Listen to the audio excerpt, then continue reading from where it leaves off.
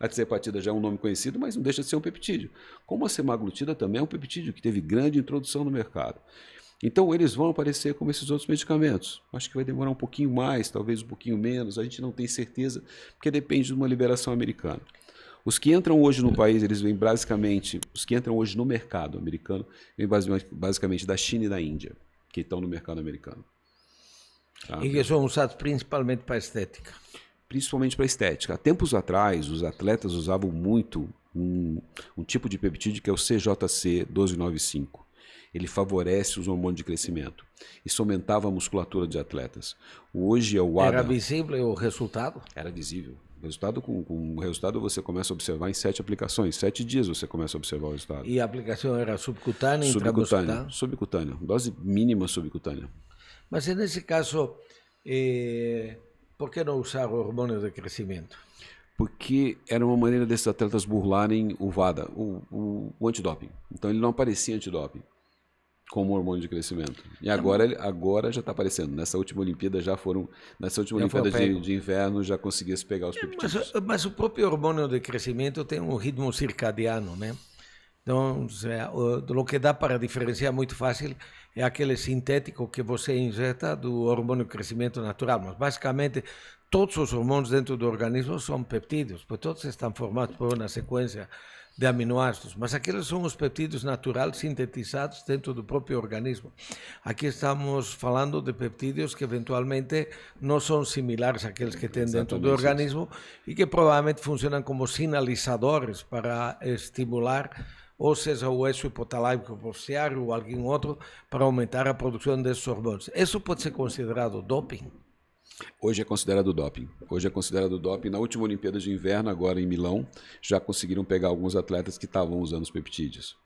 Porque ele aumenta a massa muscular e aumenta o poder de explosão de alguns atletas. Bom, mas isso praticamente seria um concorrente direto de alguns tipos de hormônios que têm ação anabolizante, oxandrolona, estanozolol, etc., que por sua vez também são peptídeos. Porque todos eles estão formados de aminoácidos.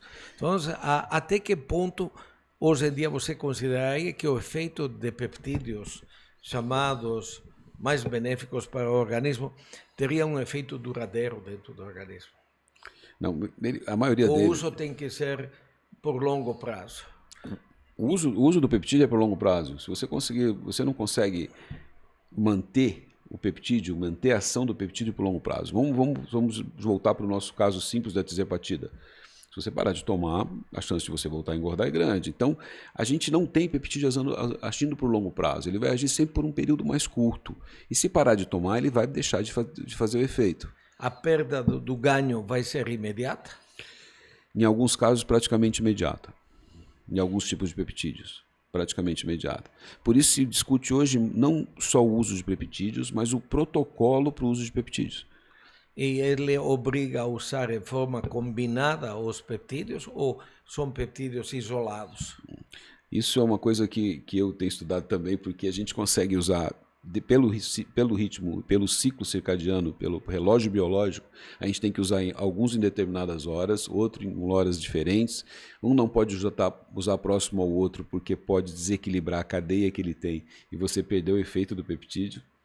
Bom, em outras palavras, então, o peptídeo como peptídeo, ele não tem efeito individualizado. Não. O peptídeo como peptídeo, ele vai ter que entrar no organismo, dar sinais para que os próprios hormônios ou as moléculas do organismo se ativem, porque todo mundo sabe, por exemplo, que a semaglutida não é mais que um análogo do GLP-1. Então, o peptídeo que você está usando não é semaglutida, é um análogo de GLP-1, que é a glucagon-like peptídeo 1. E assim podemos fazê-lo, como por exemplo com hormônio de crescimento, via somatomedina C. Podemos fazer talvez melhorando os níveis de cortisol em pacientes que têm cortisol baixo, ou talvez aumentar dopamina em pacientes que têm transtorno de déficit de atenção, etc. Eu não sei, porque todos eles estão formados por aminoácidos, todas essas estruturas. O corpo é basicamente, todos os tecidos têm uma sequência de aminoácidos dentro da composição. Então, por que tanta resistência ao uso dos peptídeos? Qual é a incidência de efeitos colaterais descritos na literatura relacionados a peptídeos? Não tem trabalhos mostrando efeitos colaterais com os peptídeos, não tem trabalhos consistentes mostrando isso. Em um congresso que eu fui dar uma aula recentemente, um dos colegas um pouquinho mais antigo virou e falou assim, a gente pode estar ocorrendo o mesmo surto que aconteceu com a talidomida há tempo atrás. Então daqui a pouco a gente vai ver os efeitos colaterais. Não é a mesma coisa. Não é a mesma coisa porque ele é um sinalizador, exatamente o que a gente estava falando. É um sinalizador. Ele adianta a resposta. Então você pode ter essa resposta. Você pode ter uma perda de peso com uma dieta regrada, com um exercício, com tudo isso. Quando você faz uso de uma tirzepatida, quando você faz uso de uma semaglutida, você adianta essa resposta. Agora falando de peptídeos tipo semaglutida e tirzepatida, você viu de que isso virou uma onda, é dizer, até um produto precioso. Algumas farmácias guardam até em caixa forte a tirzepatida e a semaglutida e tem um mercado paralelo de produção de tirzepatida dentro do mercado que criou uma série de problemas nos últimos tempos. Você acha que essa onda veio para ficar? Eu acredito que sim, eu acredito que não tenha volta. Mas o que eu fico... Outro dia eu gravei um vídeo até para o meu Instagram falando sobre isso. Eu acho que se fala tanto de caneta emagrecedora, caneta disso, caneta daquilo, que se esqueceu a caneta mais importante, que é a caneta do médico.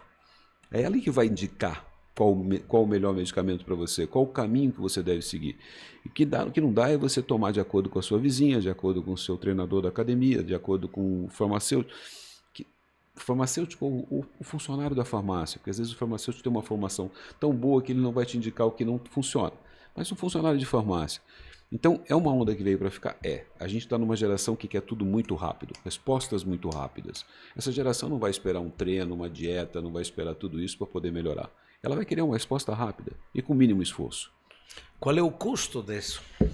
Qual é o custo da sarcopenia em muitos desses pacientes que utilizam por longos períodos de tempo e eventualmente vem associado com uma importante perda de peso e que não conseguem mais se desvencilhar porque produzem um tipo de uma dependência psicológica, até o fato de tomar a injeção já alivia a fome desse paciente. E a massa muscular que estamos perdendo em muitos desses pacientes que estão usando aleatoriamente. Eu tenho visto gente perdendo 10, 15 quilos em um mês, porque se injecta, se possível, todos os dias o negócio. É exatamente o que a gente estava conversando. Se perdeu o valor da caneta mais importante, que é a caneta do médico. O médico que vai saber orientar o que você deve tomar e o que você deve fazer para manter essa massa muscular. Eu vejo pacientes no consultório hoje, não, eu tenho um problema mental, eu tenho um problema neurológico, eu estou desmaiando. Não, você não está desmaiando, você está subnutrido. Você não come mais, você não come nenhum tipo de carboidrato, você não tem energia, você não tem produção de testosterona, você não tem produção de tecido muscular, você não tem produção de nada. Então você está desnutrido. Não, eu estou magro. Não, você não está magro, você está desnutrido, você está sarcopênico. Outro paciente que chegou no consultório com uma dor lombar. Tinha numa ressonância uma hérnia pequenininha. Mas não era a causa da dor lombar. A causa da dor lombar, ele consumiu tanta gordura que ele consumiu a gordura da loja renal. Ele fez uma pitose renal. Então ele tinha uma dor horrorosa, como se fosse uma cólica renal, por queda do rim. Porque ele consumiu toda a gordura que ele tinha no corpo. Paciente sarcopênico, que você olha na sala de espera do consultório, você sabe que ele não está bem. Na tua opinião, quanta gente não responde a esse tratamento? Porque eu não tenho por hábito tratar paciente obeso. Eu trato paciente patológico que eventualmente seja um obeso ou um sobrepeso. Então, a minha caneta não dá muito Ozempic, muito semaglutida e muito tirzepatida. Posso afirmar quase categoricamente que não deve sair uma receita por mês ou alguma coisa assim. Mas eu tenho visto muito paciente meu usando. Isso é mais irônico. Eu não prescrevo, mas ele está usando. Pode ser indicação de um outro colega ou, eventualmente, pode ser autoconsumo. Apesar de que hoje se obriga a ter uma prescrição, mas todo mundo sabe, até o que está fora da área de saúde, sabe que o Paraguai, por exemplo, é o maior exportador de tirzepatida ilegal para o Brasil. Sim, eu estive em Paraguai há pouco tempo atrás dando um curso de 2 dias e fui saber de que a produção de tirzepatida em Paraguai é de 25 milhões de dólares por semana. E de lá vai para todo mundo. E essa é uma tirsepatina, provavelmente de origem chinesa, e que é feito no modelo 3D, onde você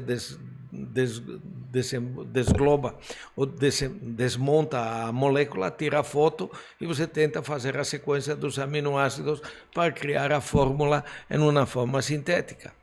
E está todo mundo usando. E o mais irônico é que muita gente que usa ela, inclusive refere ter perdido peso e é vendido por um preço irrisório ainda isso. Mas, ao mesmo tempo, eu conheço muito paciente meu que quando vem no consultório fala que ele até comercializa o produto vindo, principalmente nos salões de beleza, naqueles lugares, e não tem como controlar. E, em verdade, as farmácias de manipulação aqui no país que fabricam com autorização são que estão pagando o preço a essa importação, a esse importabando que vem dos países vizinhos e que não tem forma de como controlar, porque cada um traz 10 em um bolso, traz outros 10 no outro bolso. Mas eu tenho visto pacientes consumindo tirsepatina, reclamando de falta de efeito, consumindo semaglutida, que não emagreceram.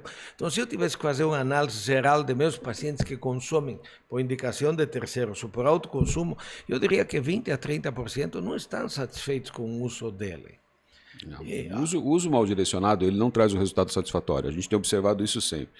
Recentemente tinha uma academia que vendia um pacote de inscrição na academia com a tirsepatina por um mês. Então você pagava a tirsepatina e ganhava na academia. Isso era uma academia grande de Santa Catarina que tinha isso. E aí você tem farmácias de manipulação sérias sendo punidas de maneira indiscriminada por produção de uma tirsepatina séria, de uma coisa que é indicada por médicos, só pode ser indicada por clínicas médicas, por médicos sérios que respeitam isso, sendo punidos frente a uma tirsepatina que invade o mercado pelas fronteiras. Eu vou te dizer mais, a gente está correndo o risco não só da tirsepatina, da retraglutida. Entrar também já está entrando, sim. Eu já tenho pacientes usando. Via Paraguai. Academias são as que mais vendem. Aí quando você olha a retraglutida, o estudo da retraglutida é excelente, o estudo dela mostra que ela é uma droga excelente, mas de uma maneira correta para ser usada. Mais uma vez a gente volta para a caneta do médico, não para a caneta que você tem do emagrecedor. Isso é muito complicado. Então, o resultado de alguns pacientes, para mim, tem resultado até emocional. O paciente começa a usar como um placebo e aquilo funciona de uma maneira tremenda. E tem aquele que não vai se livrar do hábito de comer nem com a original. Ele não vai ter jeito de melhorar nem com a original, porque ele não mudou a cabeça dele. E a gente sabe que se esse paciente não mudar a maneira de pensar dele, ele não vai emagrecer nunca. E muitos pacientes não percebem que quando usam esse tipo de caneta e tem uma perda muito grande de peso, uma boa parte da perda é de massa muscular. E quando param de usar a caneta e voltam a ganhar peso, não ganham 1 grama de músculo, né? Ganham só gordura no retorno. E isso deveria ser um motivo de alta preocupação nessa parcela da população. Mas virou moda e é difícil tirar da cabeça do paciente essa situação de usar. A pergunta que eu normalmente te faria, por que a tirsepatina, que é um produto que tem patente ainda, ele foi liberado para ser manipulado? Entretanto, a semaglutida, que é um produto que acabou de perder a patente, não pode ser manipulado. Foi proibida a manipulação. Você vê como é. Eu não consigo entender essa estratégia do Ministério da Saúde. Um produto que tem dono, você autoriza manipular. Um produto que perdeu o dono e que já tem várias indústrias nacionais que já estão fabricando liraglutida, os primeiros análogos de GLP-1 já estão sendo fabricados pela indústria nacional. Então, por que não permitir que a indústria da manipulação, que é legal, que é permitida, fabrique esse mesmo tipo de produto no mercado? Vamos pensar na semaglutida, o famoso Ozempic. Ela perdeu um dono e ela ganhou vários donos a partir do momento que ela entra na indústria. Então, por isso que ela não é divulgada, não é liberada para as farmácias de manipulação fazerem. Porque hoje elas foram distribuídas entre indústrias que vão botar isso no mercado. Então, a gente não tem isso. Limitaram. Então, a gente começa a ver que a gente não está vendo só o bem da população, porque quando você tem uma farmácia de manipulação que faz de maneira séria, faz de maneira correta, e você consegue divulgar e passar isso como informação para a população em geral, de uma maneira mais segura e mais barata para essa população adquirir, Você está tirando esse direito da população adquirir agora, quando faz isso. Então, em vez de fechar as farmácias de manipulação, é mais fácil fechar as fronteiras, né? Porque continua entrando. Mas tanto é interessante que o Wegovy, que é a versão mais volumosa do Ozempic, para não perder o mercado e porque provavelmente deve ter estado estocada com 0,25 miligramas de suas canetas, ofereceu em todas as farmácias clássicas a venda de Wegovy 0,25 miligramas ou Ozempic 0,25 de graça a primeira caneta, na medida que você compra uma segunda caneta pelo preço original. E isso aconteceu na hora que perdeu a patente, e ela até ampliou, agora ela ampliou o período em onde você realmente pode levar uma caneta de 0,25 sem custo, na medida que você compre uma outra caneta em uma outra numeração que você eventualmente vai usar em uma forma constante.